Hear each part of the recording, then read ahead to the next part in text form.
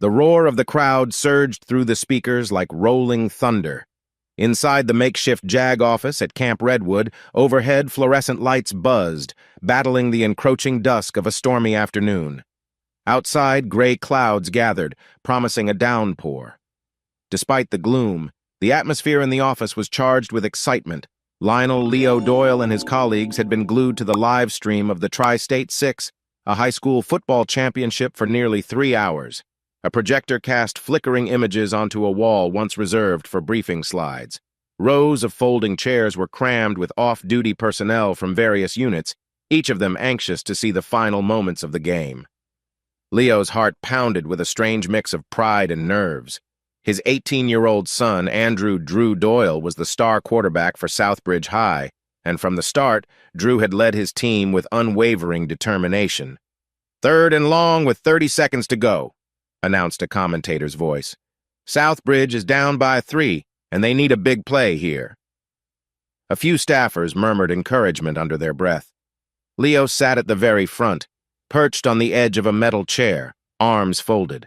Droplets of sweat glistened on his forehead, though the office was air-conditioned. Captain Anita Price, an administrative officer who had worked alongside Leo for years, leaned in, her voice low. "You all right, Colonel?" she asked softly, using the rank he'd recently held before retiring. Leo nodded, forcing a thin smile. "Just anxious," he replied, his eyes never leaving the screen. Outside, a gust rattled the windows. Lightning arced across the sky, briefly whitening the room. But no one blinked. Their focus was riveted on the screen, where Drew signaled to his teammates. The ball snapped. Drew dropped back, scanning the field.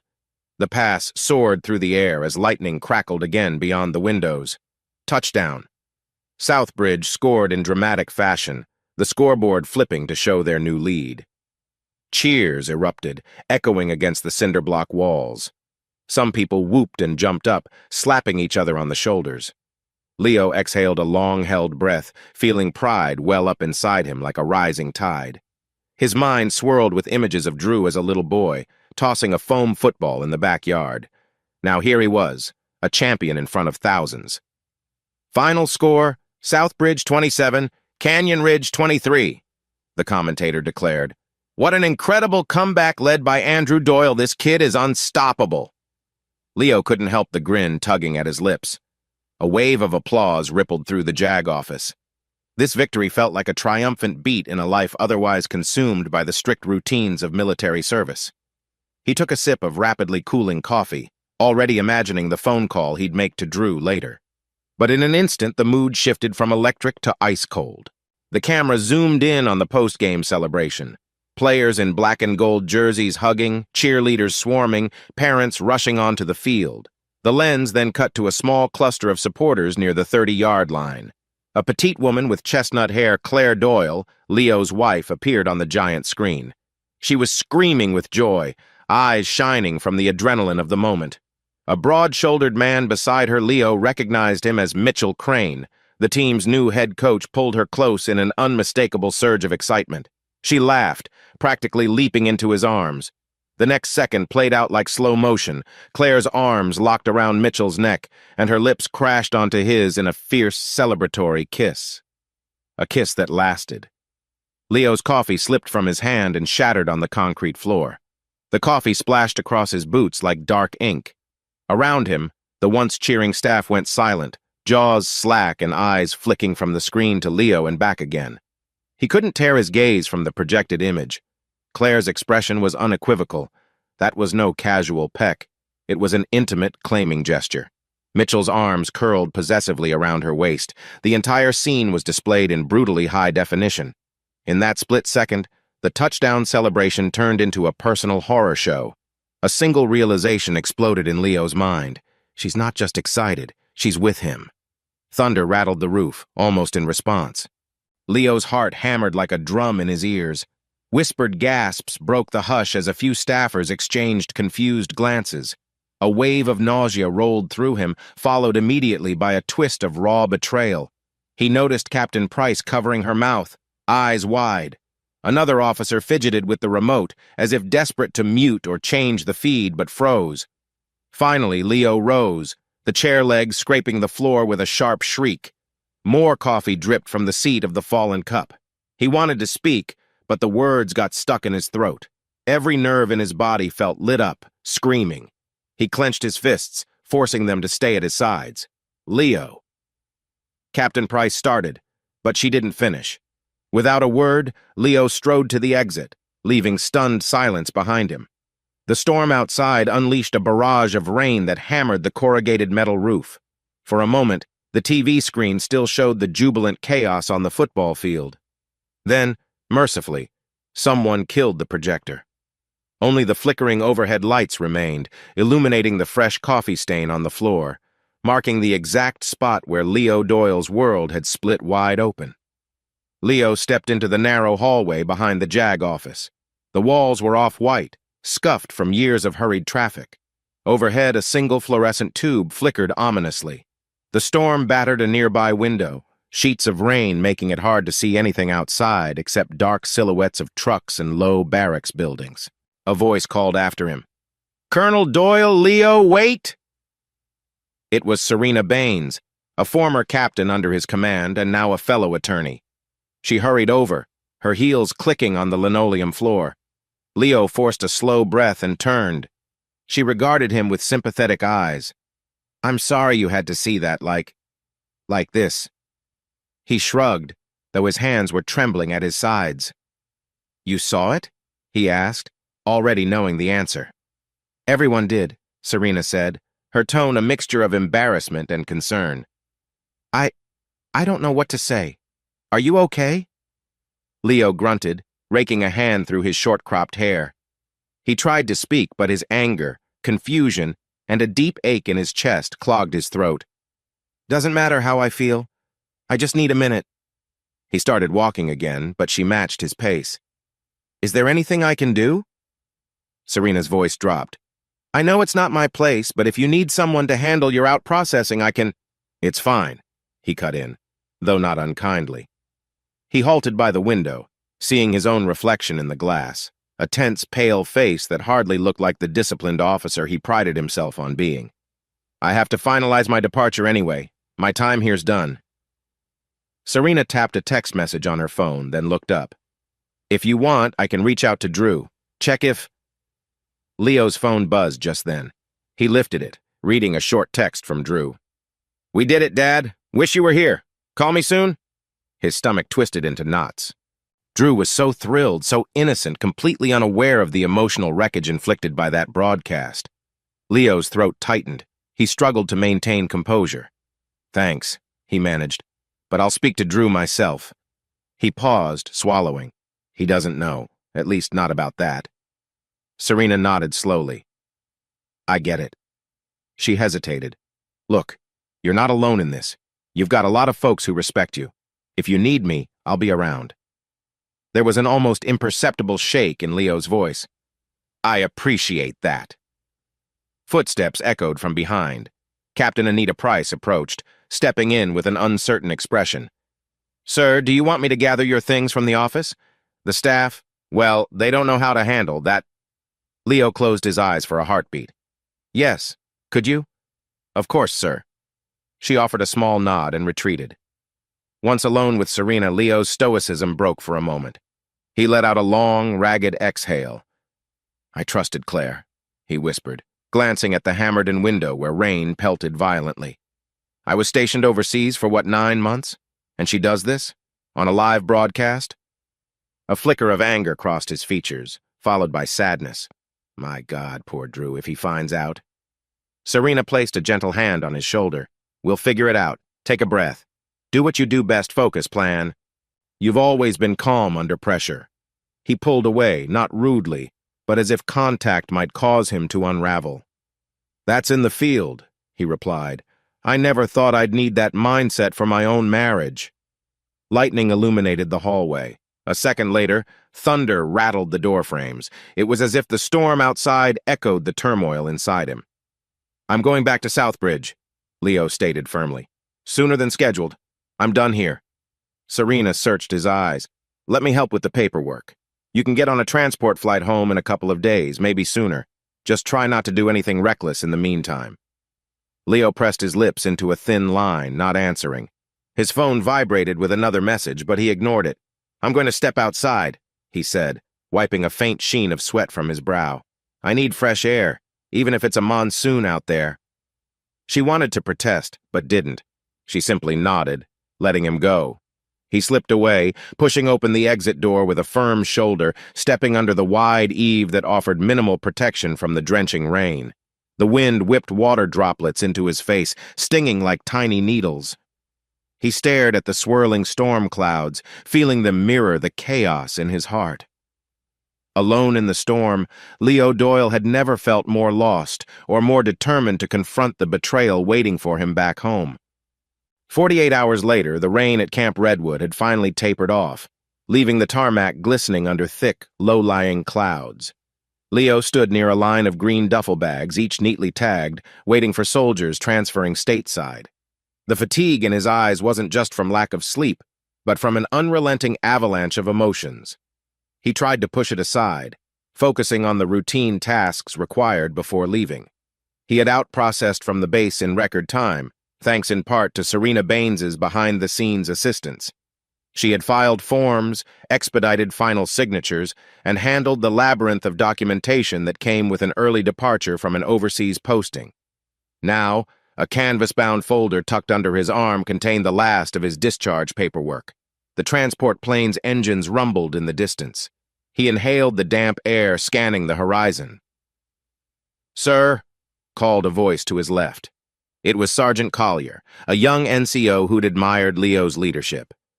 "They said we'll start boarding in a few minutes." Leo offered a curt nod. "Thanks, Sergeant. Best of luck to you." Collier lingered. "Safe journey, Colonel. Or should I say, Mr. Doyle?" He managed a small grin. "You were the best CO I ever served under. Wish it weren't ending like this." A flash of sadness crossed Leo's face. "I appreciate that, son." Then more softly, "And yeah, it's a new chapter for me." As Collier ambled away, Serena approached from behind. She wore civilian clothes, now dark slacks, a navy blouse, her posture reflecting the same tension roiling inside her. In one hand, she clutched a battered black coffee thermos. "I guess this is it," she said, stopping a foot away. Leo shifted the folder under his arm, exhaling slowly. "Looks like it. You've done more than enough for me here. I owe you." "You don't owe me anything," Serena replied. "Just a promise you'll reach out if you need help, and that you'll keep your head on straight." He almost smiled at that. "I'll try my best." She hesitated, glancing around the windy tarmac. A forklift rumbled in the background, lifting crates onto a cargo plane. They posted the highlight reel from the championship game online. People are talking about Drew's performance, calling him unstoppable. The local news even interviewed him briefly. He looked so excited. And, well, there was footage of Claire and Mitchell, too. Her voice trailed off. A muscle in Leo's jaw twitched. "I've kept communication with Drew short. I don't want to shatter his moment. Not yet." Serena nodded in understanding. "When do you plan to tell him you're coming home?" "Once I'm in Southbridge," Leo answered. "Damien is expecting me. I asked him not to say anything to Claire or Drew." "Stealthy," she said with a faint smile. "Very you." Leo sighed. "I need to see the situation for myself first. If Claire's involved with Mitchell Crane—" He paused, swallowing a surge of anger. "I just want the truth." A nearby intercom crackled. "Flight 3062 for Fort Mason now boarding. All passengers assemble at Gate 3. They exchanged a final look. The moment felt heavy with unspoken words, but neither of them dared unravel that knot now. Too many unknowns lay ahead. "Take care, Leo," Serena said, gently touching his arm. "And remember, you have people who care about you if things get tough." "I will," he replied, forcing a polite nod. Without further ceremony, he picked up his duffel bag, slung it over his shoulder, and turned toward the plane. The engine's rumble intensified, drowning out the random clatter of the busy tarmac. Leo climbed the metal steps and paused at the aircraft door to glance back. Serena stood by a concrete barrier, hair tousled by the wind, offering a small wave. Then he stepped inside. As he sank into one of the cramped seats, he couldn't help imagining the confrontation awaiting him. Claire's anxious face, Drew's confusion, and the possibility that everything he'd believed about his marriage might have been a lie. Focus, plan, he reminded himself, echoing Serena's words. The plane shuddered, engines revving for takeoff. Outside, a final curtain of clouds parted, letting a sliver of sunlight break through. For one fleeting instant, it felt like a sign of hope, but as the aircraft ascended, all Leo could do was steel himself for the storm that still raged in his heart.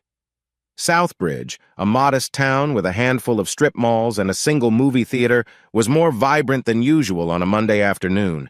The afterglow of the high school's big championship victory lingered in the air. Restaurants and cafe boards advertised, "Congrats, Southbridge Eagles," while digital signage outside the local bank flashed, "State champs, way to go, Andrew Doyle." Leo's arrival at Damien and Martina Doyle's residence was deliberately low-key. He'd hired a rideshare from the regional airport to a corner 3 blocks away, then walked the rest of the distance.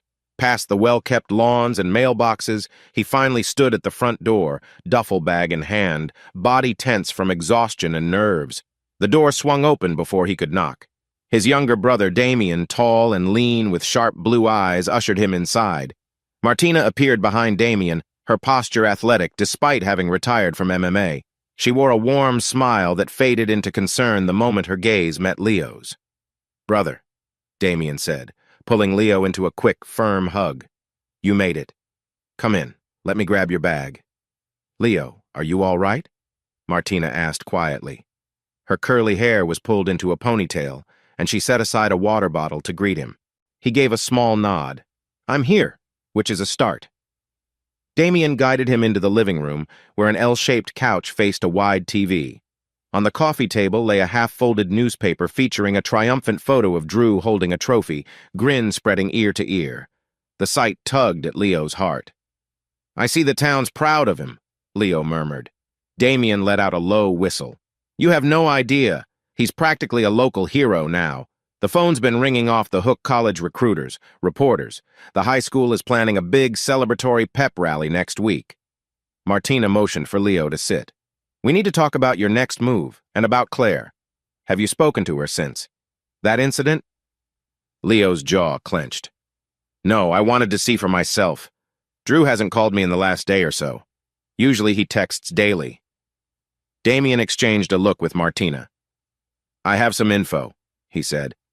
"I've been discreetly checking around about Mitchell Crane. Word is he was hired mid-season, rumored to be some kind of miracle coach. But there's talk he's got a big ego. He was seen around town with Claire, though nothing too blatant until that kiss." Martina folded her arms. "I did a little digging as well," she admitted. "Just enough to know this man's trouble. He was fired from a previous coaching job for undisclosed personal reasons. People around here only know him as a charismatic coach who wins games." Leo's tension returned full force. "So now, he's the hero and I'm the clueless husband? Great." He exhaled, frustration edging his voice. "Where's Claire living? Still at the old cul-de-sac?" "Yes," Damien confirmed. "She and Drew are both there. She's been telling folks you're on extended duty. I doubt she expects you home anytime soon." Leo nodded. A swirl of conflicting emotions welled up: anger, betrayal, fear for Drew's emotional well-being. "I'll confront her soon. But first, I need to make sure Drew's okay."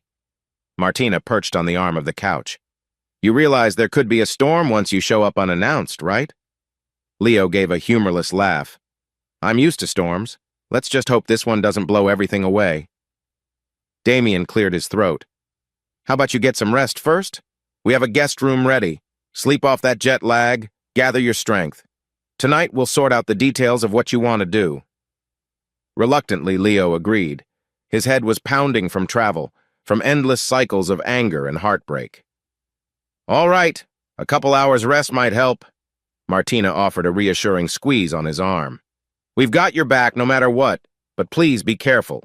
Crane may be arrogant, but he's well-liked right now, and we still don't know how Drew truly feels about him." Leo stood, picking up his duffel bag. "Thank you both.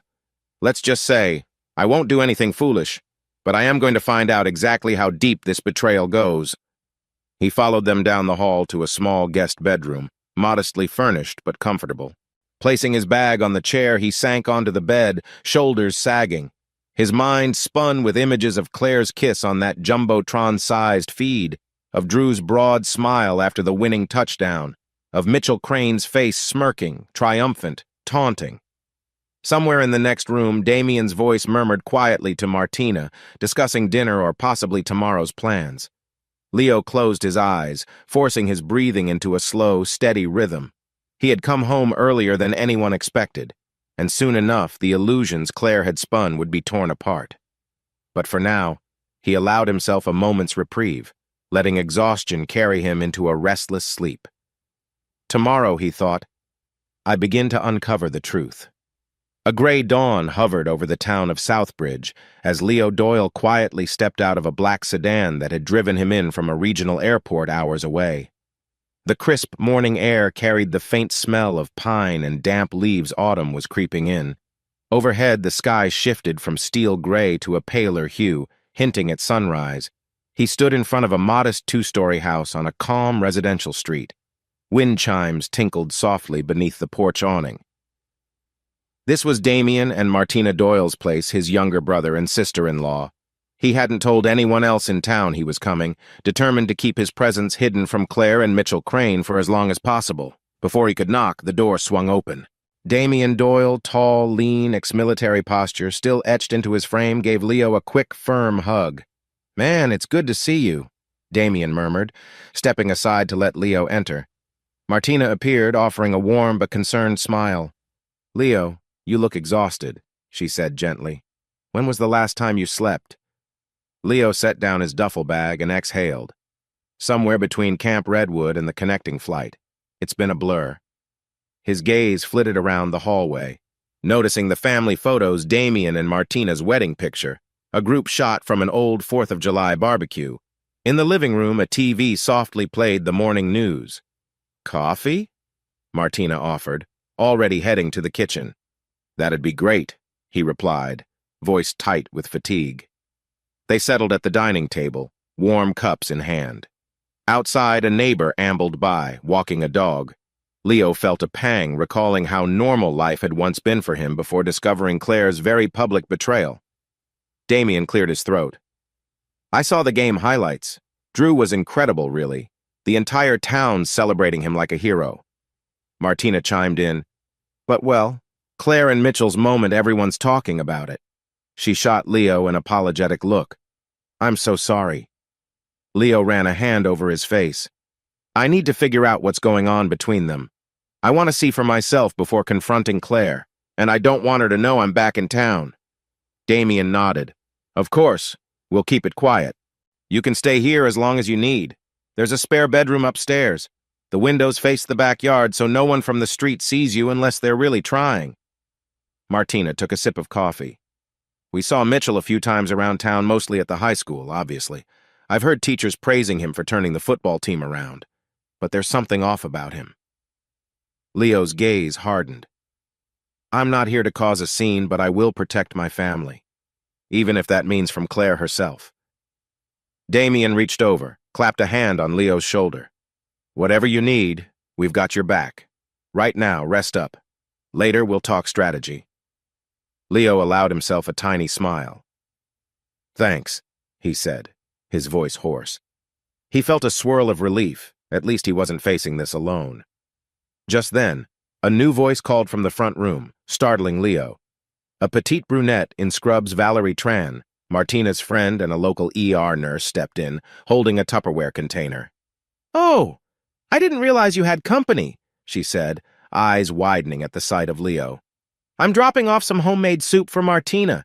She's been under the weather, and I thought, what's better than—" She paused, seeing the tension in the air. Damien rose quickly. "Val, this is my brother Leo. He's visiting from out of town." Valerie smiled politely. "Nice to meet you. I've heard about your son. He's basically the star of the town, right?" Leo swallowed hard, forcing a nod. He wasn't prepared to discuss Drew's triumph just yet. "Thanks," he managed. Sensing the awkward mood, Valerie handed the container to Martina. "Here you go. Heat it up if you like. I'll catch you another time." Then she offered a quick wave and departed. Leo exhaled, shaking off the brief surprise. "So that's why we keep things low-key," Damien muttered, guiding him toward the stairs. "Word travels fast here. For now, let's keep your return on a strict need-to-know basis." Halfway up, Leo paused at a window overlooking the quiet street. The same neighbor walked back with her dog, occasionally glancing at the house. Did she see him through the window? Probably not. Still, the idea of prying eyes made his stomach churn. He turned away. "I'll lie low. Then I'll start figuring out how to confront Mitchell and talk to Drew." A flicker of pain crossed his face at the mention of his son. Damien nodded, understanding all too well that the real storm was about to begin. Late that afternoon, Drew Doyle zipped up his Southbridge High Letterman jacket and jogged to the football practice field, the crisp breeze prickling his skin. The sky was an enormous bowl of blue, with streaks of golden light hinting at the day's end. Students were scattered around, some hanging by the bleachers, others racing to late clubs or practice sessions. The stadium's artificial turf glimmered under the overhead lights. A cluster of players was already warming up, stretching, tossing balls, exchanging banter. Drew could sense the buzz. The team was still riding high off their championship win. But for him, that victory felt oddly tainted by the overshadowing presence of Mitchell Crane. Right on cue, Coach Mitchell Crane emerged from the locker room in a sleek black windbreaker, whistle around his neck. Even from a distance, Drew caught that confident smirk. "Drew, get over here!" Mitchell called, beckoning him to the 50-yard line. Drew set his jaw and approached. "Coach," he greeted stiffly. Mitchell's grin was forced warmth. "Glad you're on time, kid. We've got a short meeting with a scout from Westview University next week. He's real interested in you, and I hinted we might be a package deal." Drew's eyes flashed. "A package deal?" Mitchell shrugged, feigning innocence. "What can I say? You're a star. I'm the coach who harnessed your talent. Colleges like to keep a successful pair together." There was something unsettling about the way Mitchell's gaze locked on him, as though challenging him to object. Drew clenched his teeth, recalling how Mitchell had replaced his father as the paternal figure on the sidelines. The entire town now saw Mitchell as the big hero coach. Meanwhile, Drew's father, Leo, was absent, or so everyone believed. "I'm not sure that's how it works," Drew muttered. "I have my own ideas about college." Mitchell's smirk deepened. "Look, your mother's on board. She wants the best for you. And if you sign with a Division I program, you'll be unstoppable." Just hearing the phrase "your mother" made Drew's stomach twist. Memories of seeing them together. Mitchell's hand on Claire's back, the rumors swirling around them. The kiss on live TV. "I'll decide what's best," Drew fired back, voice shaky with anger. "Not you."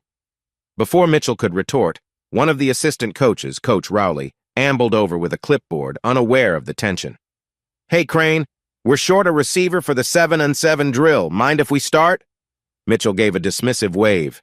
"Fine, let's do it." Then he turned back to Drew, leaning closer. "We'll finish this conversation later. Don't let your emotions get the better of you, Doyle." Drew inhaled sharply as Mitchell walked off, barking instructions to the players. For a second, Drew's hands trembled. He closed his eyes, summoning an image of his father.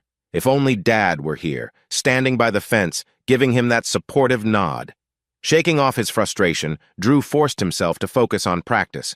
He ran drills, placed perfect throws, and cheered on his teammates.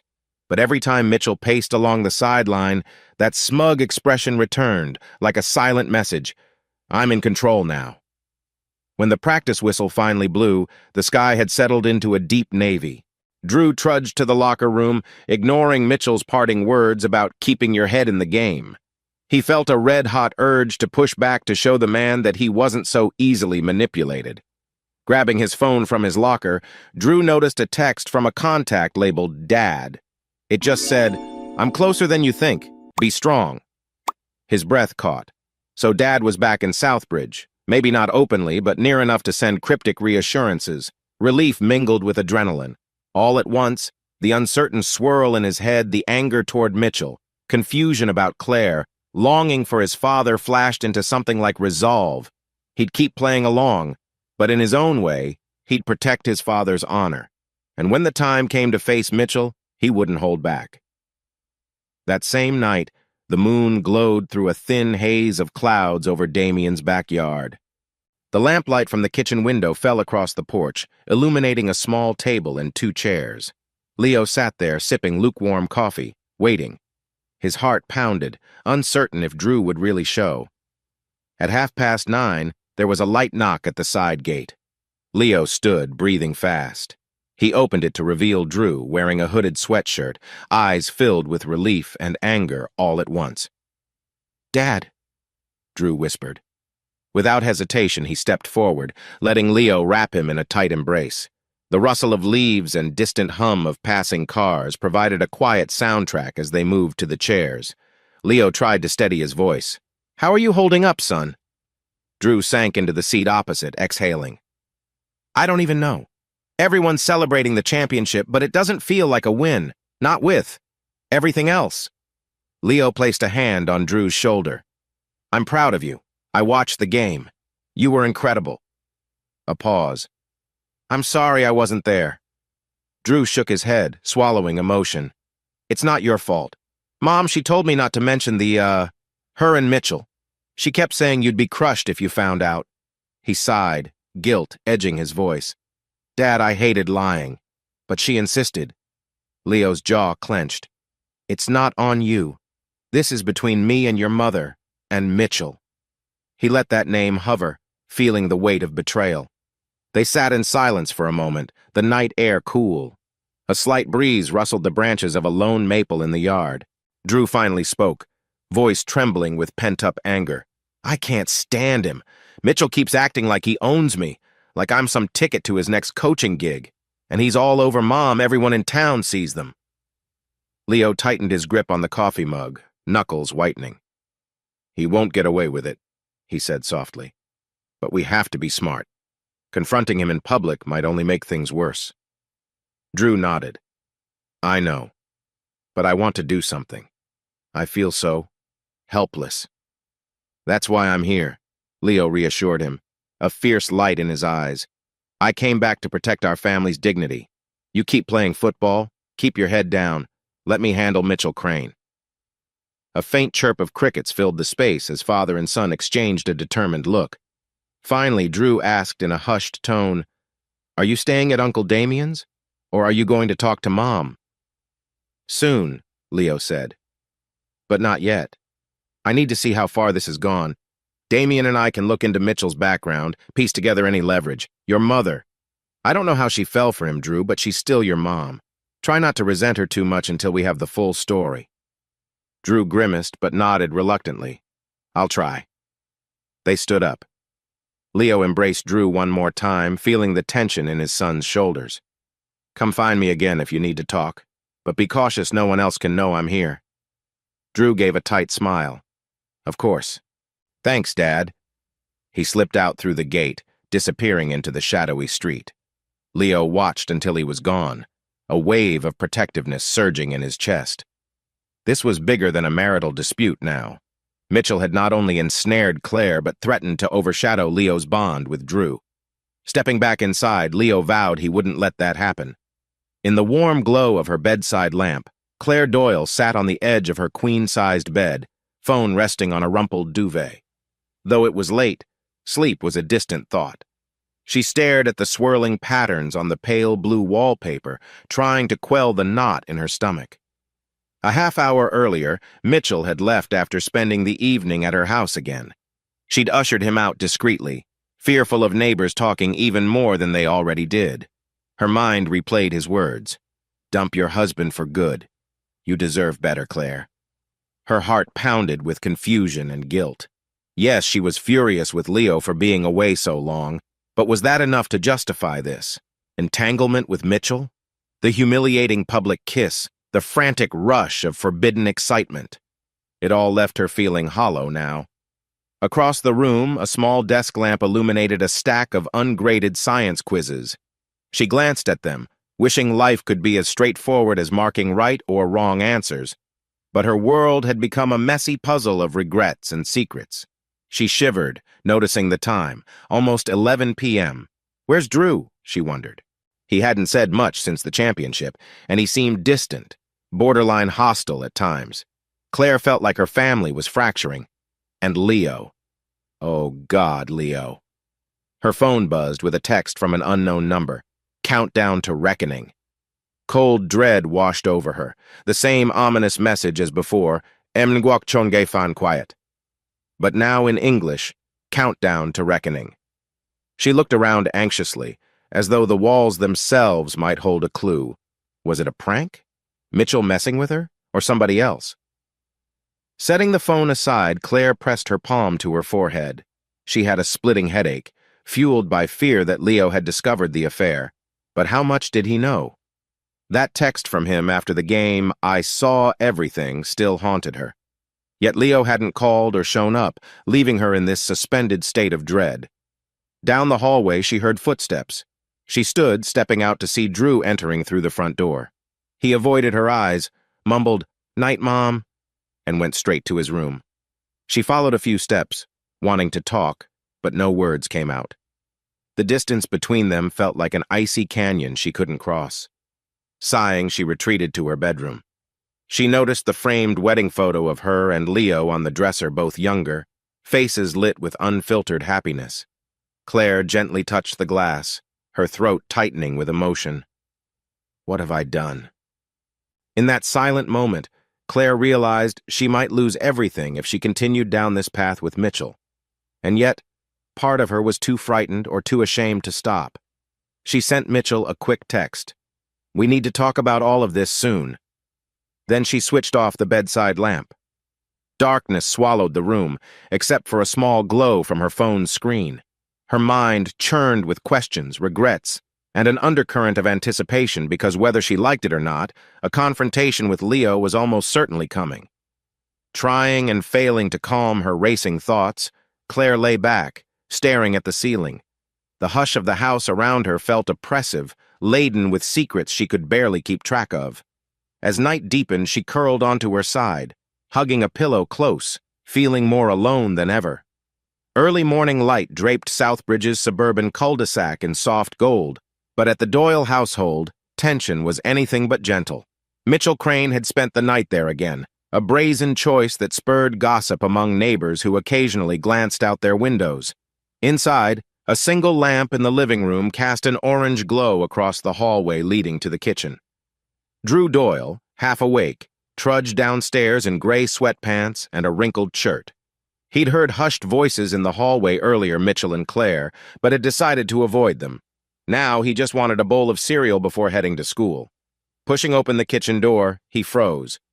Mitchell stood by the sink wearing only a pair of loose athletic shorts, his broad shoulders bearing the confidence of a man who felt he owned the place.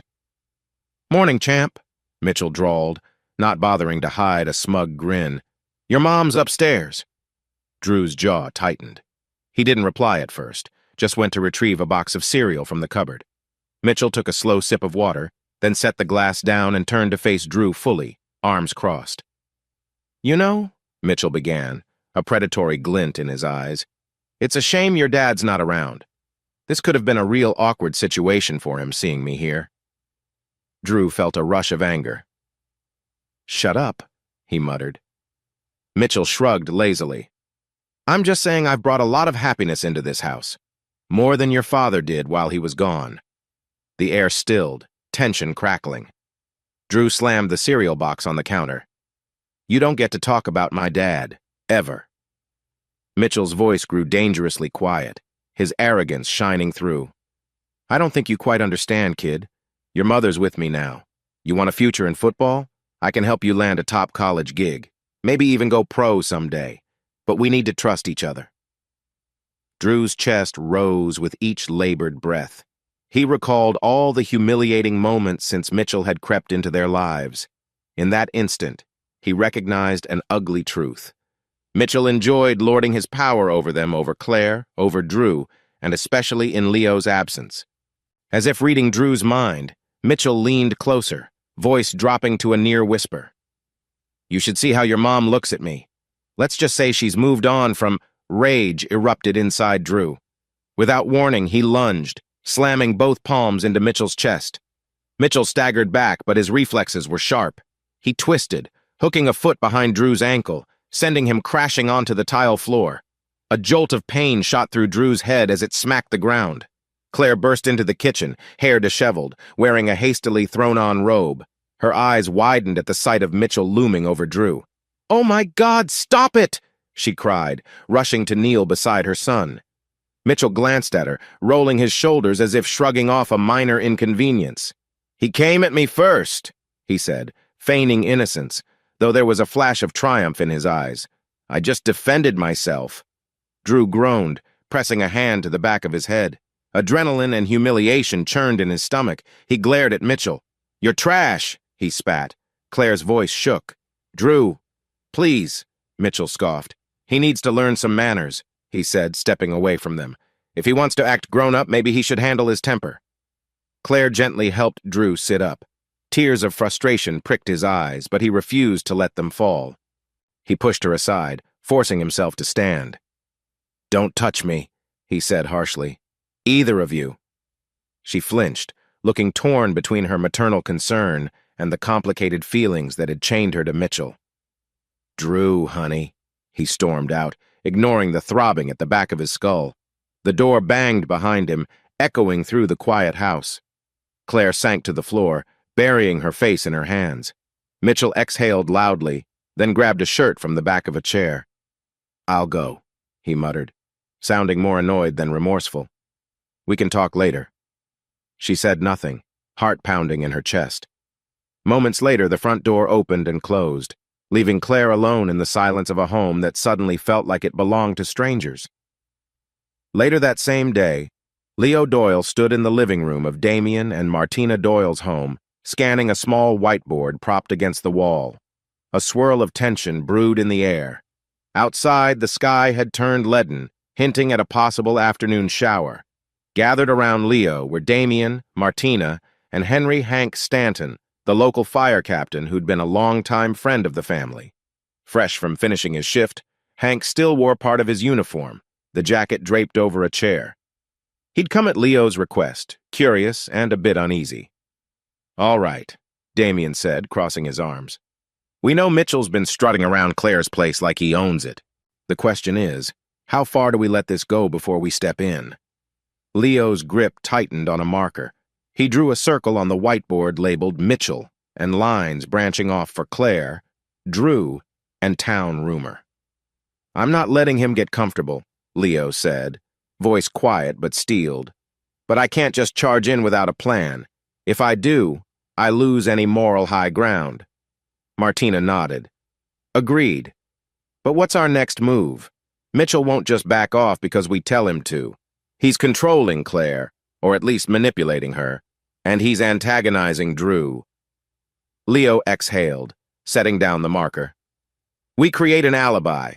If Mitchell ends up crossing a serious line—" He hesitated, searching for words. "We handle it quietly, but we make sure none of us gets pinned for it." Hank shifted his stance. "So what exactly are you suggesting here, Leo? Some kind of vigilante payback? That's risky. He's not just some random jerk, he's the high school's golden coach right now." Damien cut in, his jaw set. "If we do nothing, the situation escalates. Drew's already come close to physically attacking Mitchell. If that guy pushes the wrong buttons, it could blow up in public, and Drew's future is at stake." "And that's why we do this the right way," Leo replied. His voice trembled with pent-up frustration. "None of us wants to break the law, but I'm not letting Mitchell tear my family apart any longer." Martina paced across the rug. "We can set up a schedule where we're all supposedly together at specific times, someplace with a security camera that logs our presence." Hank nodded slowly, though a frown etched his brow. "Like an airtight timeline that shows we were nowhere near Mitchell?" Leo flashed a thin, grim smile. "Exactly. Suppose, for example, something happens to spook Mitchell, something that teaches him to keep his hands off my son. The authorities ask questions. We point to our airtight alibi."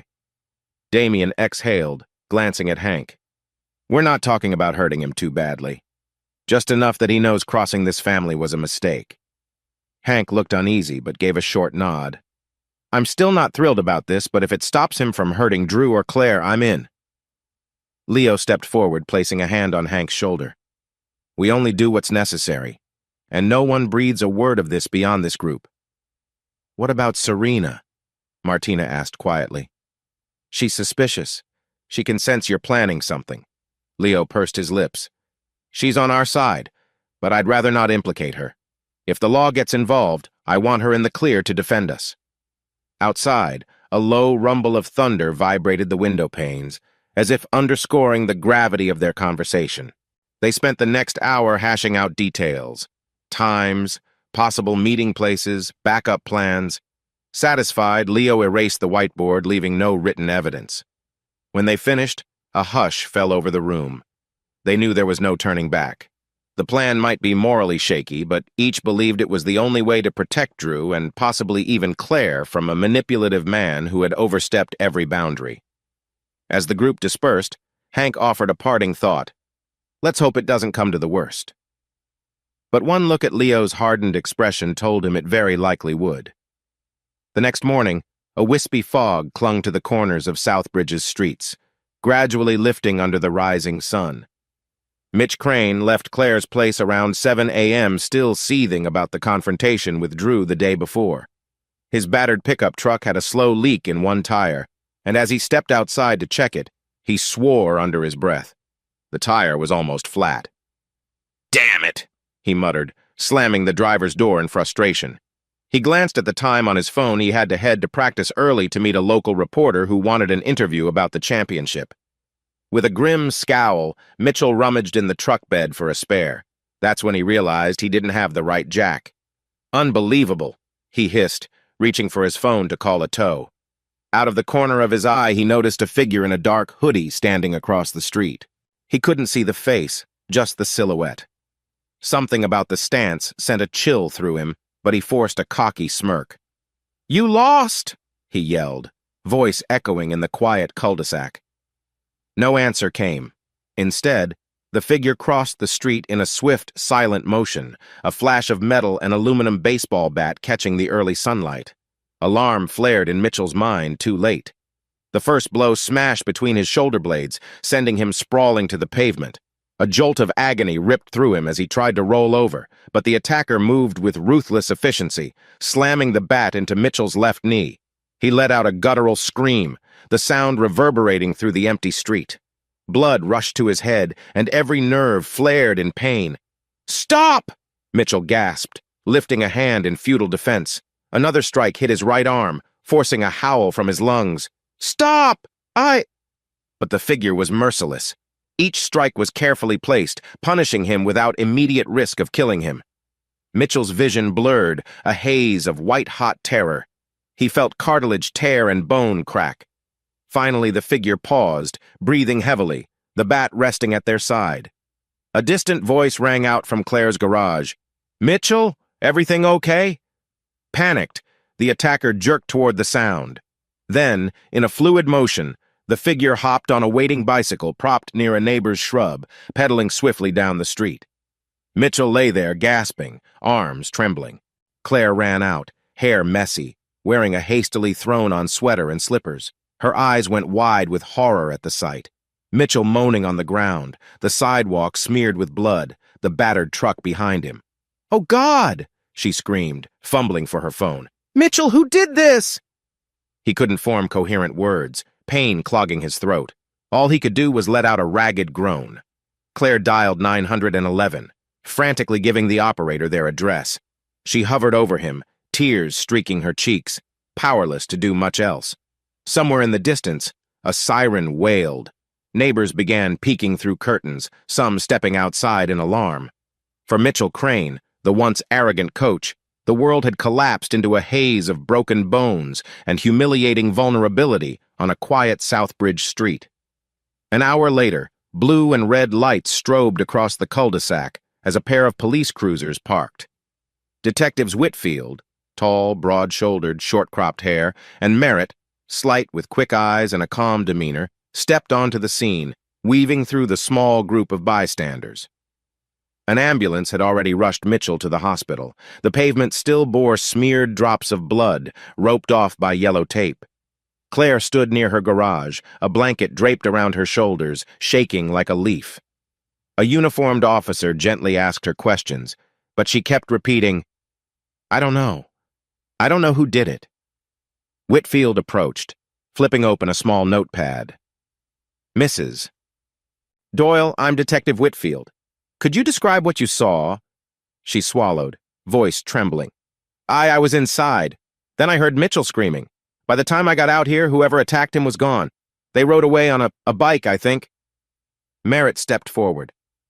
"Any idea who might want to hurt Mr. Crane?" Her tone was calm but piercing, as if she could sense Claire's guilt about something deeper. Claire looked down, tears gathering in her eyes. "He's a coach. People love him. I can't imagine anyone, but I'm not sure." From across the street, a neighbor in pajamas leaned out her front door. "Officer," she called, "I might have some footage on my doorbell camera if it helps."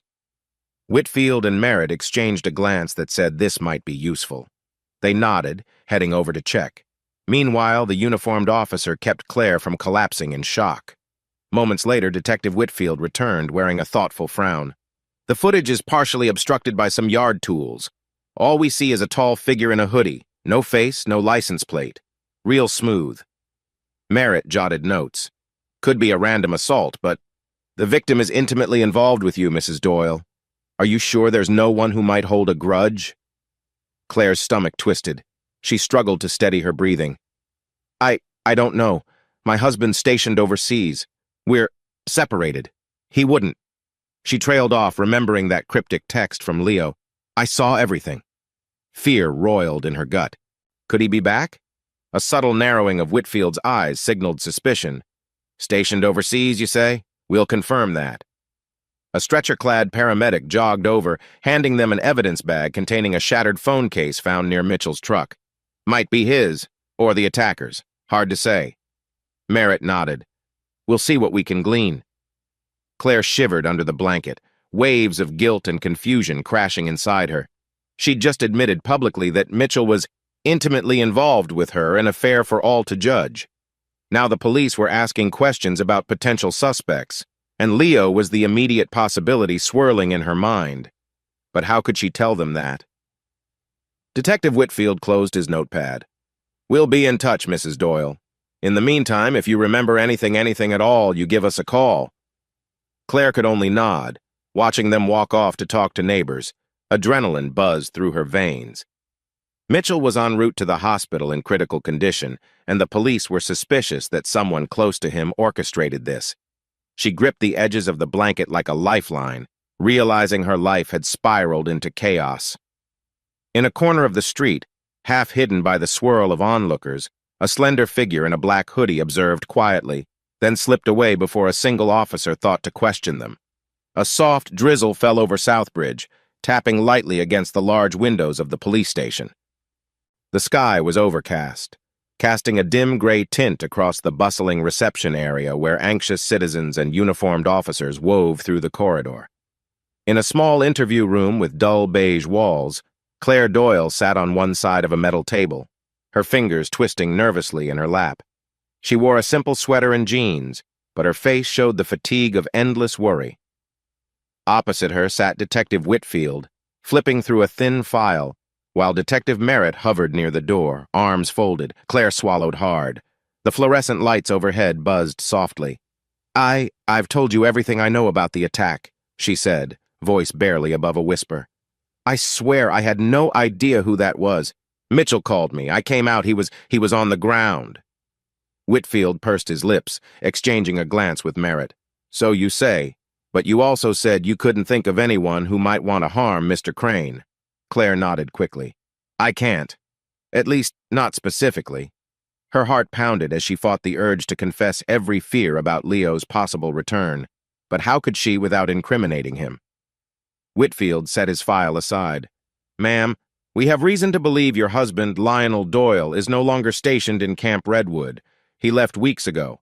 In fact, official records show he's not even on active duty right now." He let the statement hang in the air like a loaded question. Claire felt lightheaded. "That's impossible," she blurted. "He told me he was—" Merritt, still near the door, stepped in. Are you certain you haven't seen him in town, even briefly? Her eyes darted to the tabletop, tears gathering. No, she whispered. He hasn't come home. I really believed he was still away. A silence followed, thick with tension. Whitfield jotted notes, flipping to a page in the file. We've contacted Camp Redwood. Colonel Doyle was processed for discharge earlier than planned. There's no record of him traveling out of the country again. Claire shut her eyes, mind spinning. He's here. He must be. Guilt and dread collided in her chest. She recalled the text from Leo, the phone call. Did he come back to punish Mitchell? Suddenly, a wave of dizziness washed over her. I'm sorry, she gasped, bringing a hand to her forehead. I don't feel well. Whitfield leaned forward. Ma'am, we need honesty. If your husband is in Southbridge, he might be our prime suspect for the assault. Mitchell Crane is badly injured. We have to follow every lead. Claire tried to speak, but her tongue felt numb. Everything blurred: the desk, the walls, the detectives' faces.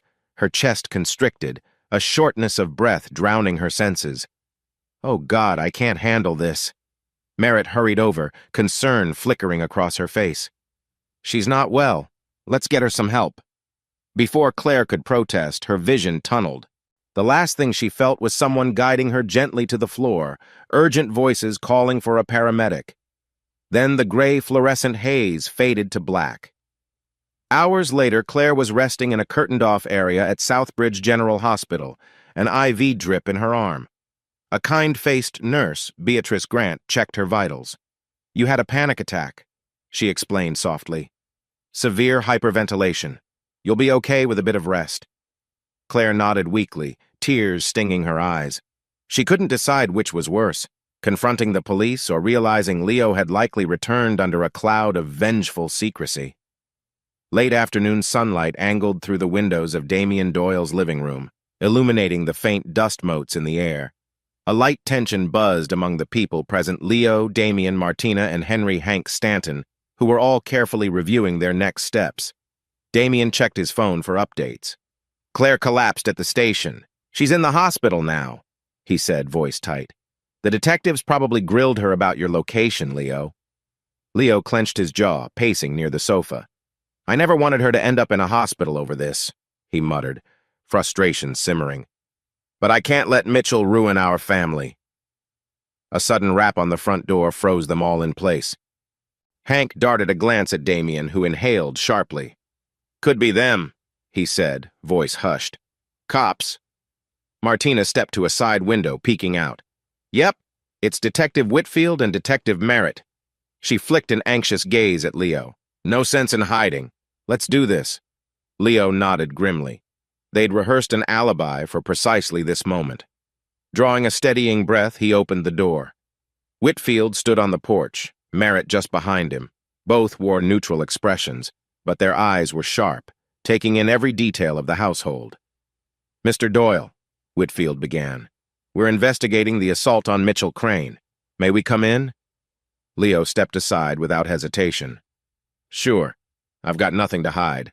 His tone was polite but guarded. The detectives entered, exchanging polite nods with Damien, Martina, and Hank. Within moments, they began their questions, their voices calm yet probing. How long have you been back in Southbridge, Mr. Doyle? Who can confirm your whereabouts at the time Crane was attacked? Leo held up his phone, tapping open a time-stamped video on the screen. We were all here, he said, indicating Damien, Martina, and Hank. We spent the morning in the home gym downstairs. Hank chimed in, crossing his arms. Check these camera records. Time-coded from 7 to 8:30. None of us left. Whitfield studied the footage with narrowed eyes. It showed Leo, Damien, Martina, and Hank in matching hoodies moving between a weight bench and a treadmill, the date and time displayed in the corner. Merritt arched an eyebrow. Interesting that you all wore the same outfit. Damien shrugged, feigning casualness. We'd just gotten a bulk discount on these hoodies. Didn't think it'd matter until now. A tense pause. Whitfield glanced at Merritt, then cleared his throat. This is compelling, but it could also be staged footage. We can't rule you out entirely, especially you, Colonel Doyle. Leo's mouth pressed into a thin line. I'm not a colonel anymore. And if you don't have evidence, I suggest you keep searching. Mitchell Crane's got enemies, I'm sure. Why pin it all on me? Whitfield's gaze flicked over the group. We'll keep investigating. If new evidence surfaces, we'll be back. With that, the detectives left, shutting the door behind them. A collective exhale followed. Martina sagged onto the arm of the couch. They're definitely suspicious. Damien nodded. But no proof. Our story holds so far. Leo leaned a hand against the wall, relief mingling with guilt. He hated lying. Yet the image of Mitchell's sneering face, taunting Drew and humiliating Claire, fueled his resolve. We stay the course, Leo said quietly, meeting everyone's eyes. Until they find real evidence or until Mitchell does something else reckless. Either way, we're prepared. The next day, news rocked the entire town of Southbridge. Mitchell Crane had been officially terminated from his coaching position due to the scandal of his affair with Claire and the chaos surrounding his brutal assault. Although he still lay in a hospital bed, rods and screws stabilizing multiple fractures, Mitchell wasn't going down without a fight. Inside a private room at Southbridge General, Mitchell stared at the ceiling, painkillers dulling the sharpest edges of his agony. A laptop perched on the rolling tray next to him, displaying a video call with Ross Wexler, his high-powered attorney. "I've been dismissed from the school, Ross," Mitchell spat, voice raspy. "They used the morality clause in my contract. I'm out." Wexler smirked on screen, adjusting his tie. "They'll regret it once the lawsuit hits. How's the leg?" Mitchell grimaced, shifting uncomfortably. "Broken in 2 places. My arm's in a cast, 1 knee wrecked. These injuries could be career-ending." "That's precisely what we'll argue," Wexler replied, eyes gleaming with opportunism. "We'll file a civil suit against Leo Doyle and his co-conspirators, demanding damages for lost wages, medical bills, and emotional distress. It'll be big, a clean $10 million. Mitchell snorted, then winced at the pain in his ribs. $10 million? Are you sure?" Wexler shrugged, exuding confidence. "High figure sets the tone. The Doyles might settle to avoid the spotlight, especially if they're guilty as sin. Unless you want to go lower." A dark satisfaction flickered in Mitchell's gaze. "No, they deserve the worst. Between Leo's vendetta and that kid of his trying to pick fights, they owe me." Wexler made a note. "Then it's settled. I'll draft the paperwork. In the meantime, you rest up. Once we serve them with the lawsuit, the real fun begins." As the call ended, Mitchell clenched his good hand into a fist, bitterness coursing through him. He might be confined to a hospital bed, but if there was any chance to destroy Leo Doyle legally and squeeze money from him in the process, he would seize it. A crisp breeze rattled the glass front of Doyle and Bain's law offices, a modest building near Southbridge's downtown. Leo and Serena Baines shared the office. He, newly retired from military service and exploring law, and she, a practiced attorney with a flair for civil litigation. Late that afternoon, they were in the main conference room, small but organized. Folders labeled Crane v. Doyle lay scattered across the polished table. Serena looked up from a document, brushing a strand of blonde hair behind her ear. "I just got the official notice from Ross Wexler," she said, handing Leo a thick stack of papers. "Mitchell is suing you, Drew, Damien, Martina, and Hank. $10 million in damages." Leo let out a heavy breath, flipping through the pages. "Figures. He's lost his coaching job, so he's looking for a payday." A knock sounded. Damien stepped in, followed by Martina and Hank. Concern lined their faces. Hank spoke first, his deep voice echoing in the quiet room. "We got served too. I guess it's official." Damien shook his head, scowling. "That jerk!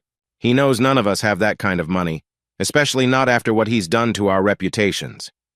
Serena, poised and professional, gestured for them to sit. "We need to decide whether we settle out of court or fight. Either way, it's going to be costly, but the difference is strategy." Martina clasped her hands together. "Could Mitchell actually win? I mean, we have no criminal charges, just circumstantial evidence. But a civil case is different, right?" Serena nodded. "Civil court has a lower standard of proof preponderance of the evidence rather than beyond a reasonable doubt. We have to show it's more likely he's lying or exaggerating, and that any injury he sustained can't be pinned conclusively on you."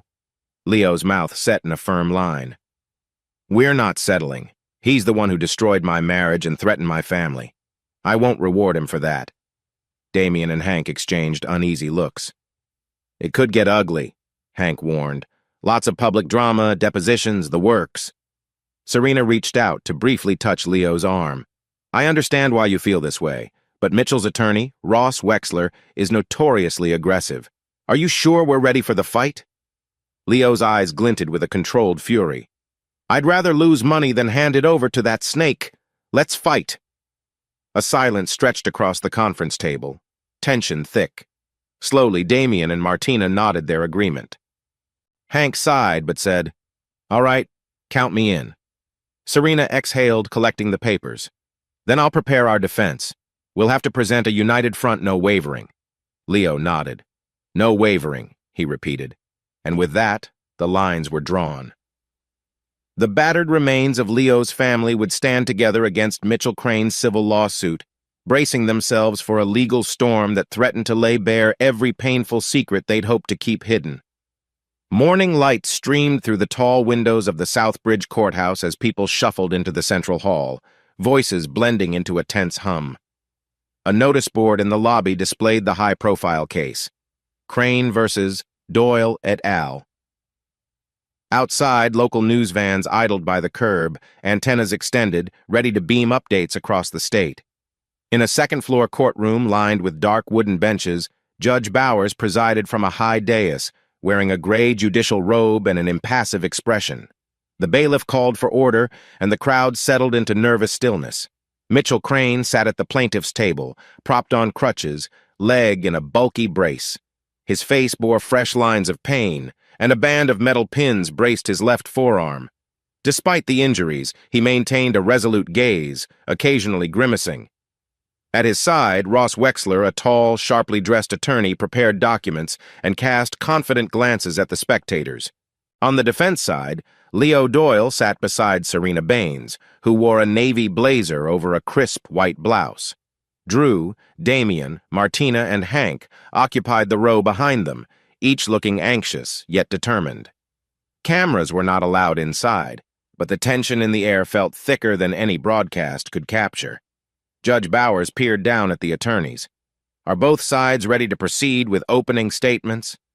Ross Wexler rose first, buttoning his suit jacket. He crossed to the jury with slow deliberation, letting each moment hang in the hush of the room.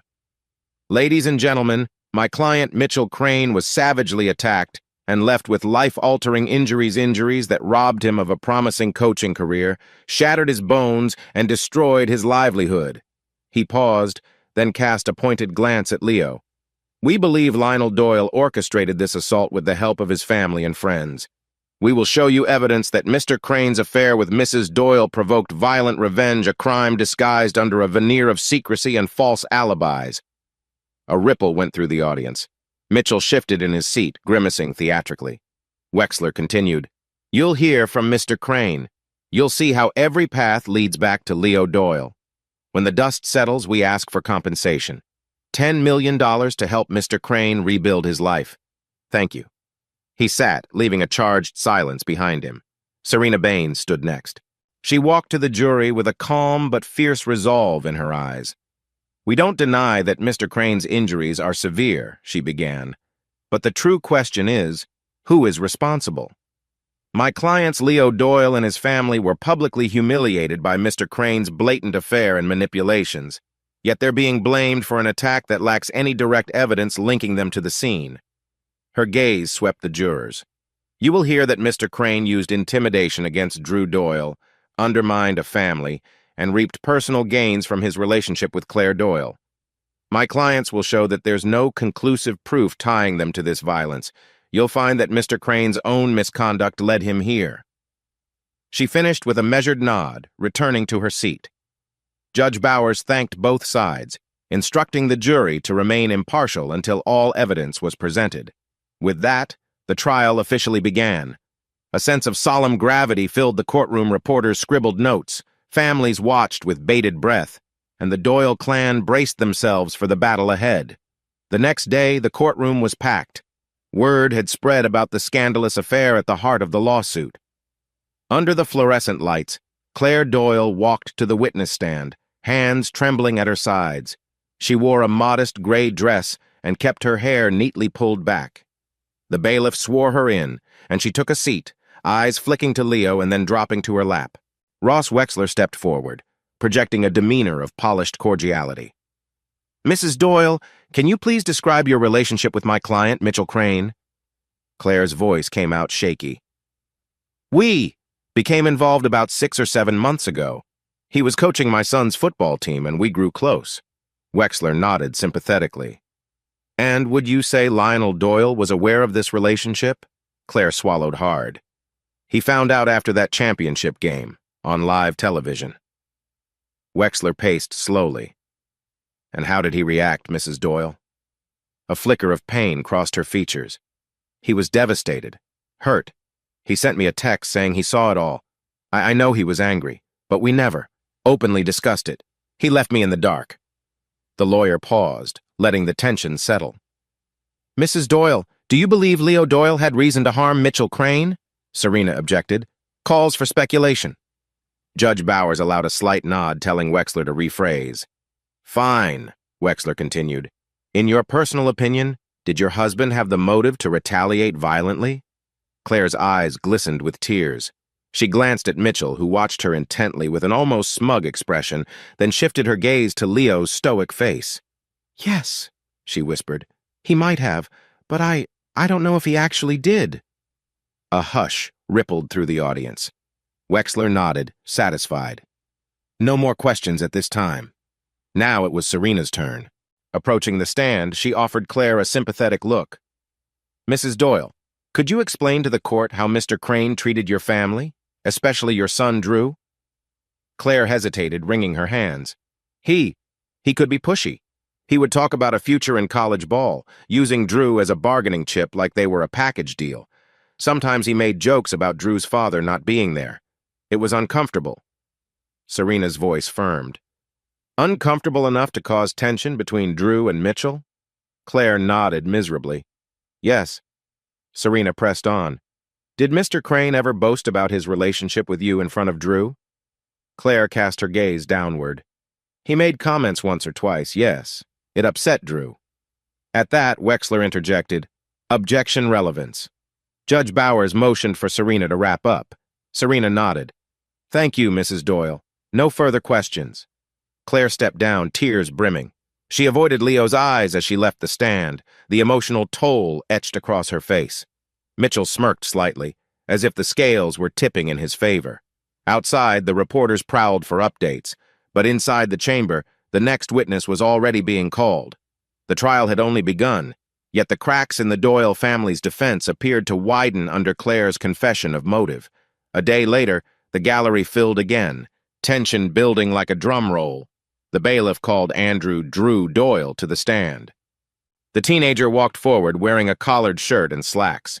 Despite his outward composure, his eyes betrayed anxiety. Ross Wexler began, voice dripping with a concerned tone. "Drew, you had a complicated relationship with Mr. Crane, correct?" Drew glanced at Mitchell, who shot him a faint sneer. "Yes," Drew answered. "He was my coach, but he was also involved with my mother." Wexler laid out a scenario. "Isn't it true you once physically confronted Mr. Crane in your home's kitchen?" Drew inhaled sharply, remembering the humiliating moment. "Yes, after he said some disgusting things about my mom and my father." A stir moved through the audience. Wexler pressed, "So you already had violent impulses toward Mr. Crane. Couldn't you have taken it further the morning he was attacked?" Serena leapt up, objection leading. Judge Bowers frowned at Wexler, who rephrased, "Were you capable of attacking Mr. Crane, Drew?"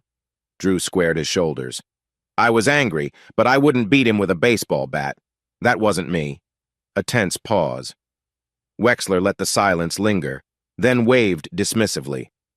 "No further questions."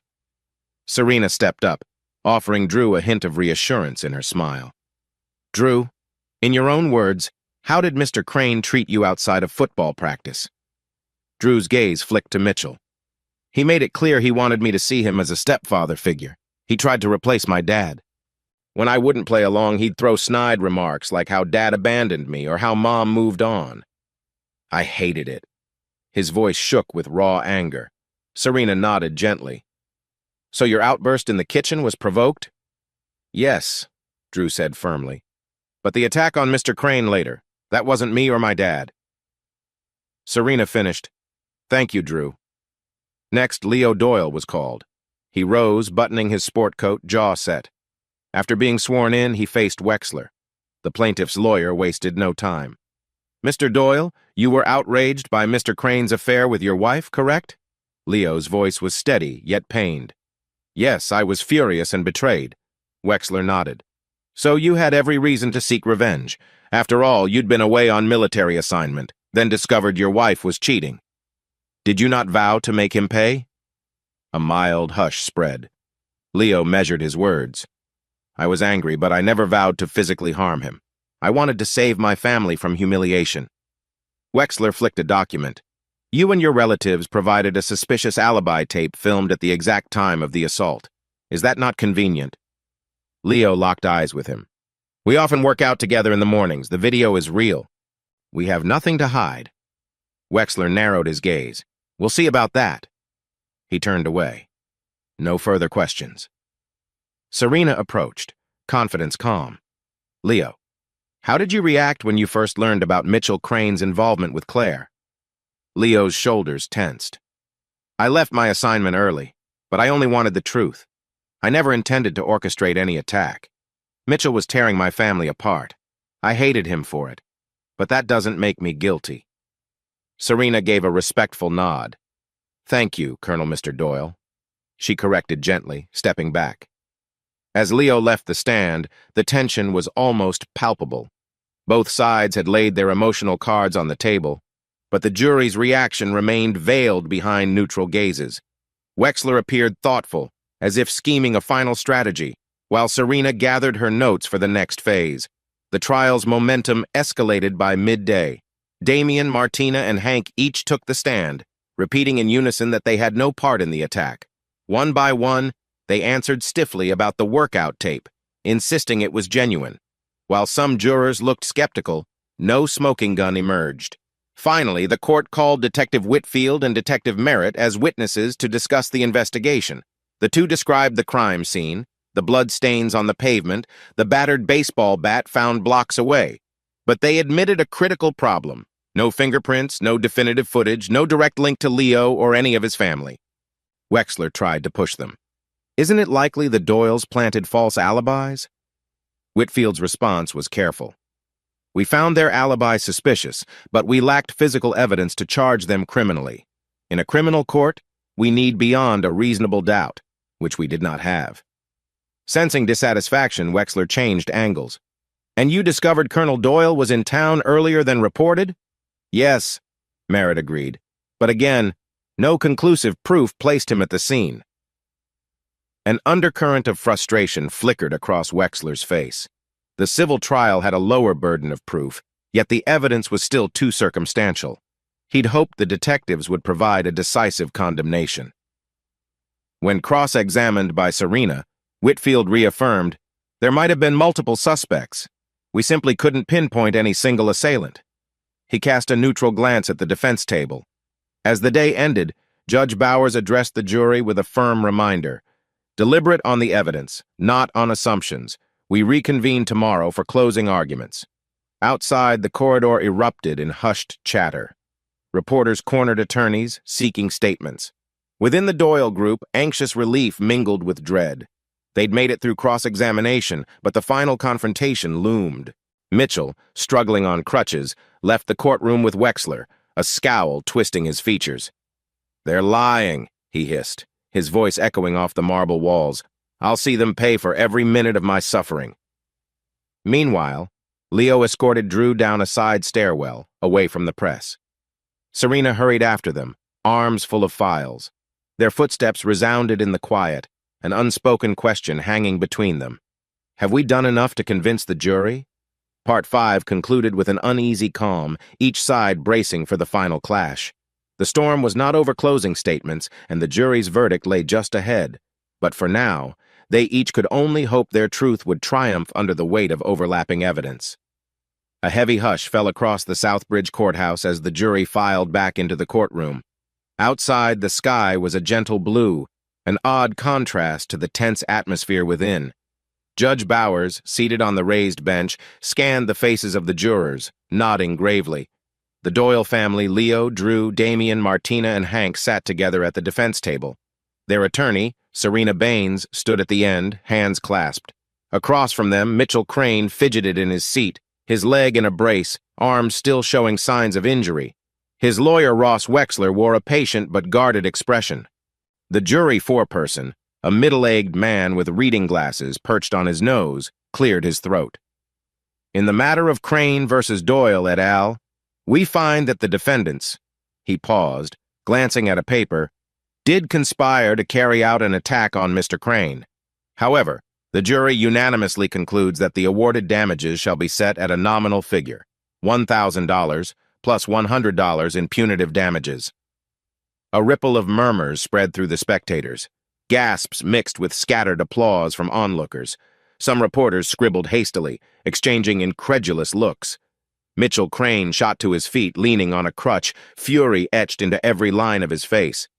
"This is a joke!" he shouted, voice cracking. "They broke my damn body, my career is ruined, and I get $1,000.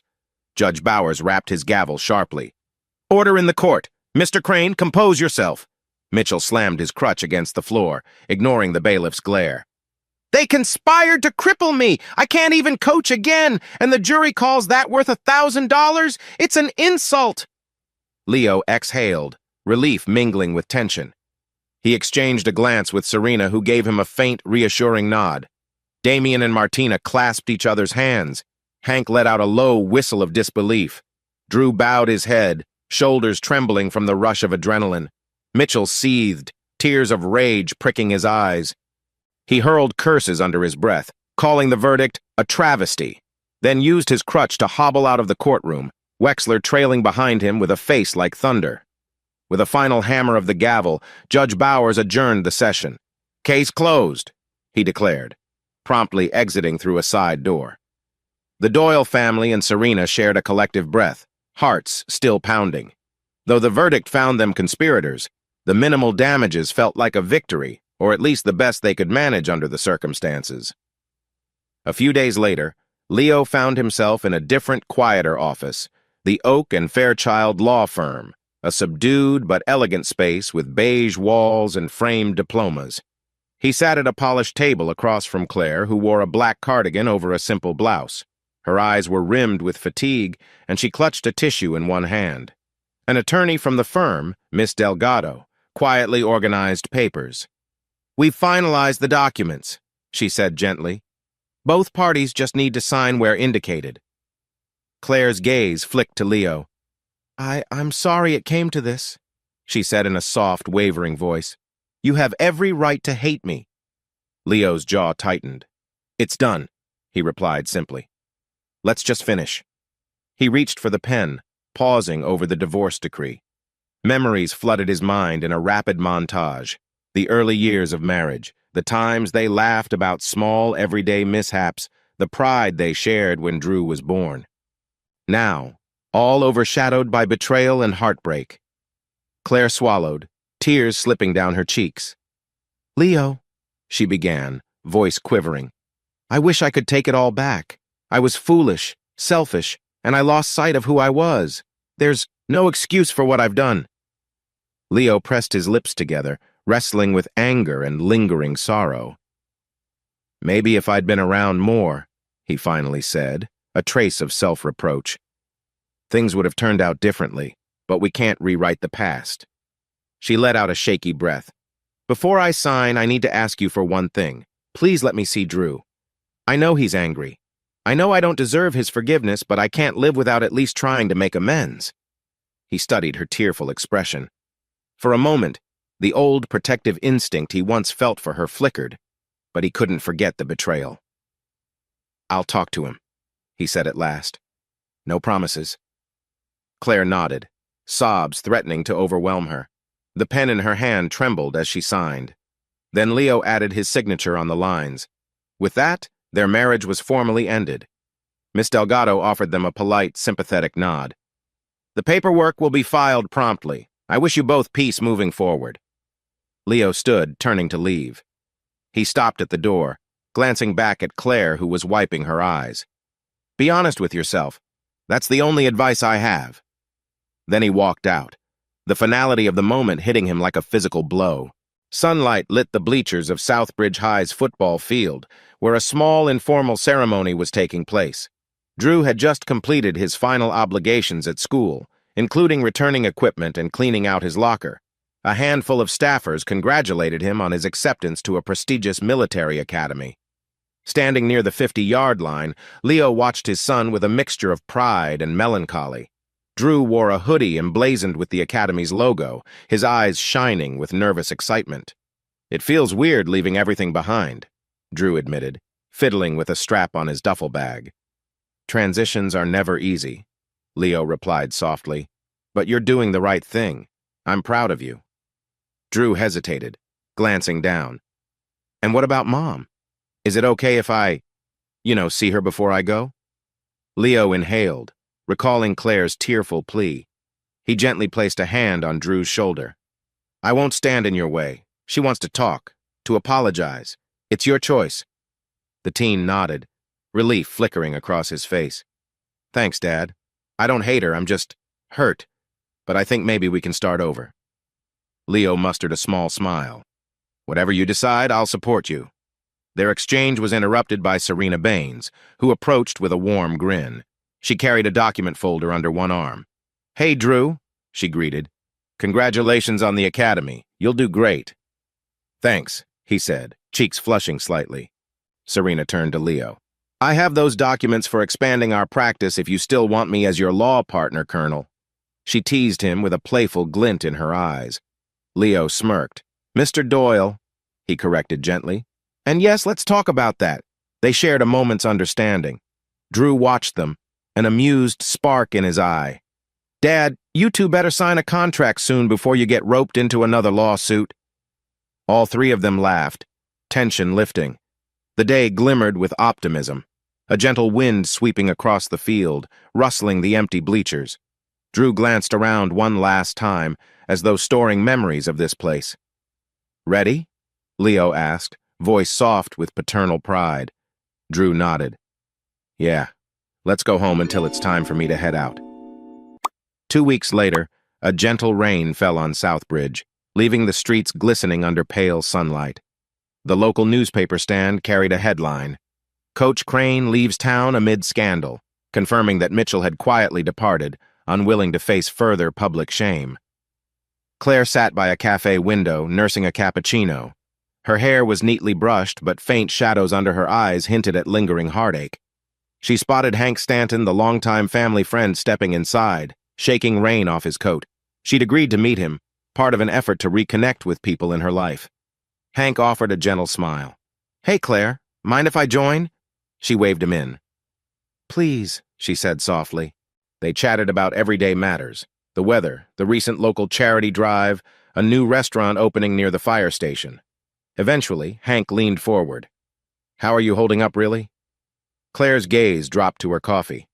"I'm not sure. Lost. But I have hope maybe I can fix some of what I broke." Hank nodded sympathetically. "I can't speak for Leo or Drew, but I know they won't shut you out forever. Give it time. Keep being honest." He paused. "If you ever need a friend or just someone to talk to, I'm around." A warm flush of gratitude touched Claire's cheeks. She reached across the table to squeeze his hand lightly. "Thank you," she whispered. "That means more than you know." Meanwhile, across town, Leo and Serena walked out of the newly repainted office building that now housed Doyle and Baines, attorneys at law. The crisp sign at the entrance gleamed under the rain-sprinkled sky. Serena flipped through a schedule on her phone. "We already have a few potential clients. Wrongful termination, small estate planning, a couple of personal injury cases, none as dramatic as Mitchell's lawsuit, I hope." Leo chuckled, recalling the intense legal battles. "I've had enough drama for a lifetime. Let's keep it civil, pun intended." They shared a smile. As they turned onto the sidewalk, Leo's phone buzzed. A text from Drew popped up. "Dad, boarding soon. Thanks for everything. I'll make you proud." Leo felt a surge of paternal warmth, replying quickly, You already have, son. Safe travels. Tucking the phone away, he glanced at Serena. He's off to the academy. A new start for all of us. Serena gently threaded her arm through his. And we have our own new start, Colonel, she teased, eyes shining. Or should I say, partner? They headed down the street together, letting the drizzle baptize them in the promise of a brighter future. Through every betrayal, heartbreak, and legal storm, they had arrived at a place of cautious hope. On a distant airline seat, Drew relaxed, the plane taxiing toward the runway. He thought of his father, mother, and the turbulent year behind him. Letting out a quiet breath, he typed a final message. I'll make you proud, Dad. Thank you for standing by me, and Mom, I forgive you. Back at the cafe, Claire and Hank finished their coffees under the soft overhead lights, exchanging kind smiles that hinted at the possibility of healing. And at the law office, Leo and Serena lingered beneath the newly installed sign, watching the raindrops glimmer off the fresh paint. Yes, wounds still existed, regrets lingered, but each character stood on the threshold of a new chapter. As the gentle rain gave way to sunlight, Southbridge itself seemed to exhale. A new dawn had broken not a fairy tale resolution, but a testament that even after betrayal, heartbreak, and the storm of a lawsuit, one could step forward, bruised yet unbroken, into a new horizon.